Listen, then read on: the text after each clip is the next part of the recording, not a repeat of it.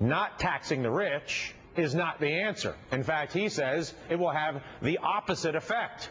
That man is Garrett Gruener, founder of the how-to website Ask.com. He wrote a commentary for the LA Times this week titled, "I'm Rich, Tax Me More." Garrett, why do you write that? Well, Dylan, hi.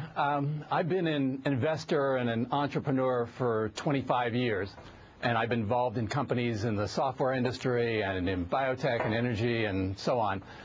And I literally have never made any of those decisions based upon marginal tax rates.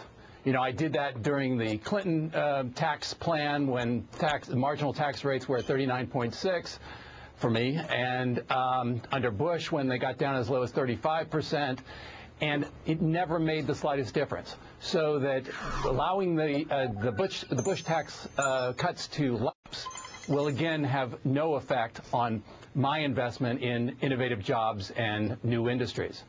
But what does matter is deficits.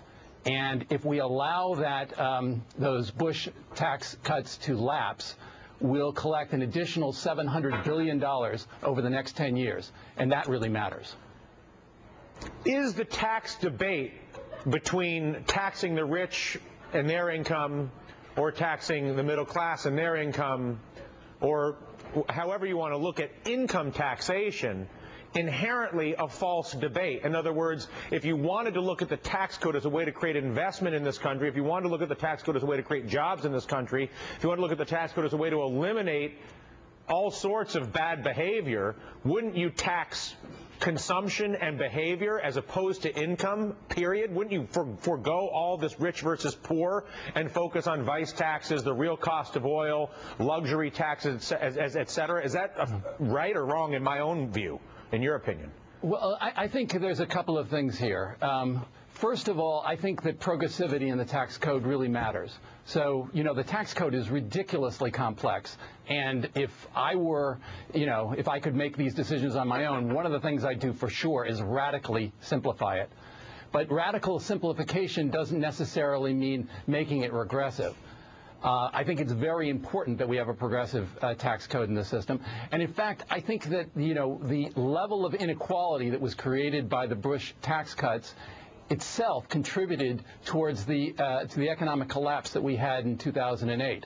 It's interesting that if you look at the level of inequality peaked in 1929. And hold on one second, Garrett, because I just want to tell the control room to bring. There's a graphic that emphasizes what it is you're saying. Carry on, and hopefully the control room will get that graphic up. Yeah, it peaked in 1929, and it peaked in 2008. And I don't think that what happened afterwards is a coincidence. You know, if too much of the economy is owned by the upper 1%, the effect is that you have inadequate demand, and the economy stalls as a whole. What we need to do, in my humble opinion, is we need to allow the Bush tax cuts for the upper 2% to lapse. And we need to take those funds and invest them in areas which will allow this economy to be competitive globally for the middle class. I think that's the key challenge of this time. Garrett, stay with me. I want to bring another guest in here who's living this in the most real sense that one can. Chris Martin is his name. He's 40 years old, contractor in Oklahoma, and one of those midlife Americans we referred to earlier. Chris currently working on attaining his license in AC and refrigeration repair. Chris, it is a pleasure to make your acquaintance. I don't want to jump to any conclusions, but is it safe for me to assume that the implosion in the housing market hurt your work as a contractor? Yeah, you could say that. There's certainly not the opportunity there was, say, a year ago. And did you look for work before deciding to go back to get new training, which is, I know, what you're doing now? Right. Oh, yes, of course.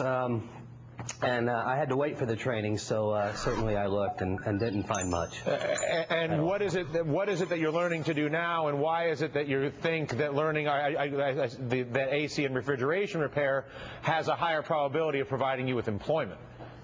Well, I'm doing it now because, number one, I already have the skill sets from past experience in working in different trades. I haven't always been a framer. But also, as I researched this, when I did lose my job, I found that this particular field, not only am I interested in have the skill sets, but it's due to have a 20-some% increase in demand this coming year. So for my market, it seemed like a no-brainer. Understood. Garrett, going back to your macro perspective in the context of Chris's reality, his microeconomic experience, his real-life experience, how would what you're suggesting with the tax code, or would what you're suggesting with the tax code, be beneficial to or helpful to people like Chris? Well, you know, for 30 years, the Republicans have argued that every dollar that goes to the government is a dollar wasted, in spite of the fact that we're surrounded by evidence to the contrary, whether it's the Internet or it's the interstate highway system or investments that we're making in energy or what have you. So the first and most important answer is that we need to spend money giving Chris and folks like him the educational resources they need to get back into the economy before their skills, you know, atrophy. So that's, I think, the most important thing. But beyond that, I think, you know, we just need to get this economy growing. And that has to do partially with what happened in the stimulus and hopefully with I think, additional things that we'll be doing to help grow the economy. Chris, are you paying for the education here? I qualify for a Pell Grant, which happens to be enough to cover it. Understood. If you were to look at the first thing somebody watching this program, Garrett, and listening to this conversation could do relative to their own engagement with our government, what would you have people do?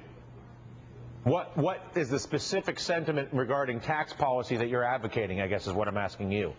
Well, I think, you know, we have one of the choices in the midterms here is going to be precisely around this question of, do we want to extend the Bush tax cuts or do we want to let them lapse?